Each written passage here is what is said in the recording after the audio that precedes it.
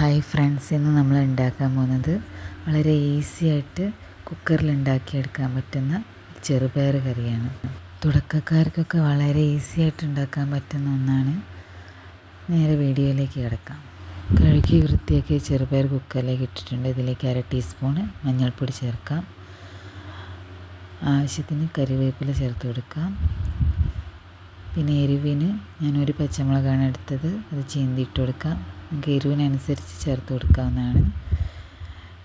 അതിനുശേഷം നമുക്ക് ഉപ്പിട്ട് കൊടുക്കാം. ഞാൻ കല്ലുപ്പാണ് അധികം ചേർക്കാറുള്ളത്. പാകത്തിന് ഇട്ട് കൊടുക്കാം. ഇതിലേക്ക് 1.5 ഗ്ലാസ്സോളം വെള്ളം ചേർത്ത് കൊടുക്കാം. കറി ആയതുകൊണ്ട് കുറച്ചല്പം വെള്ളം നിൽക്കുന്നതാണ് നല്ലതാണ്. ഇനി ഇത് നന്നായിട്ട് ഇളക്കിയ ശേഷം കുക്കർ അടച്ച് വെച്ച് ഒരു 10 വിസിലടിയുന്ന വരെ വേവിക്കാം.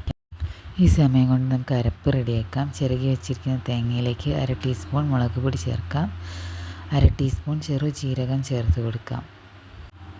ഇതിലേക്ക് 1/2 ഗ്ലാസ് വെള്ളം ചേർത്ത് കൊടുക്കാം. ഇന്ന് വേണ്ടത് നമുക്ക് 2 ചെറിയുള്ളിയാണ്. ഇത് നമുക്ക് അരിഞ്ഞ് ചേർത്ത് കൊടുക്കാം. ഇത് നന്നായിട്ടൊന്നും അടിച്ചെടുക്കാം. നമ്മുടെ അരപ്പ് റെഡിയായിട്ടുണ്ട്. എയർ പോയ ശേഷം നമുക്ക് ചെറുപയർ വെന്തിട്ടുണ്ടോ എന്ന് നോക്കിയതിന് ശേഷം അരപ്പ് ചേർത്ത് കൊടുക്കാം.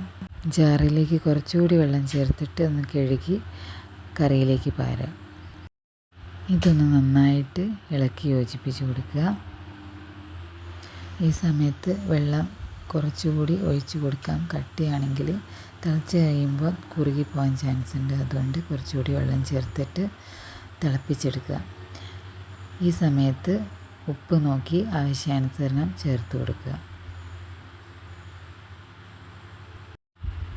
ഇനി കറി നന്നായിട്ട് തിളപ്പിച്ചെടുക്കുക.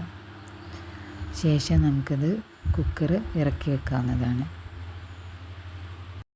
ഇനി ചൂടോടെ തന്നെ ഇതിലേക്ക് വറുത്തിടാം. ഇതിനായിട്ട് ഞാൻ ഒരു ചട്ടി അടുപ്പത്ത് വെച്ചിട്ടുണ്ട്. ഇതിലേക്ക് വെളിച്ചെണ്ണ ചേർത്ത് കൊടുക്കാം. വെളിച്ചെണ്ണ നന്നായിട്ട് ചൂടാകുമ്പോൾ ഇതിലേക്ക് കടുക് ചേർത്ത്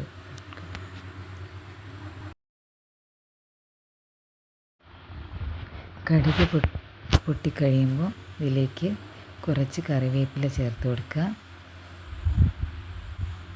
കുറച്ച് വറ്റൽമുളക് കൂടി ചേർത്ത് ഇതിലേക്ക് വറവിട്ട് ഇനി ഇത് നന്നായിട്ട് ഇളക്കി യോജിപ്പിക്കുക. അടിപൊളിയായി ടേസ്റ്റി ആയിട്ടുള്ള കറി റെഡി ആയിട്ടുണ്ട്. മറ്റൊരു റെസിപ്പിയായിട്ട് വീണ്ടും കാണാം. Stay tune.